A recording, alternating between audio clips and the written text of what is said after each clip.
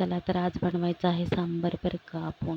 पण माझ्याकडे त्याच्यात घालाय भोपळाही नाही आणि शेवगाही नाही. मी फक्त सांबार मसाला घालून करणार आहे. तुरीची डाळ, मुगाची डाळ अशी स्वच्छ धुवून घेतली मी. त्याच्यामध्ये एक असा मोठा कांदा चिरून घातलेला आहे. कांदा चिरल्याच्यानंतर त्याच्यामध्ये 2 टमॅटो घालायचे. मोठे 2 टमॅटो घ्यायचे लालसर. त्याचे 4 असे तुकडे करायचे. मधोमध 4 आणि शिजवून घ्यायचे. कढई ठेवायची. तेल गरम झालं की त्याच्यामध्ये मोहरी घालायची.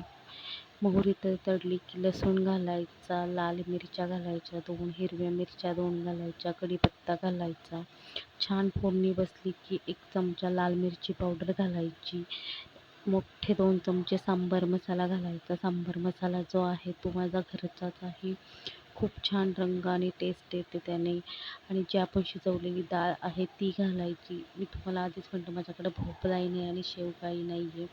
मी फक्त डाळ घातली. टमॅटो असे मोठेच ठेवले मी, त्याच्यामुळे छान चव येते सांबाराला. पाणी तुमच्या आवडीप्रमाणे घालायचं. कोथिंबीर घालायची आणि बारीक गॅसवर अशी उकळी येऊन द्यायची. मीठ घालायचं, मीठ टेस्ट करायचं.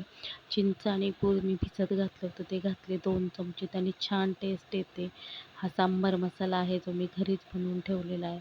पाहू शकता रंग किती सुरेख आलेला आहे सांबाराला. तुम्ही अशा पद्धतीने एकदा नक्की ट्राय करा. व्हिडिओ आवडल्या व्हिडिओला लाईक, शेअर, सबस्क्राईब करा. बाय.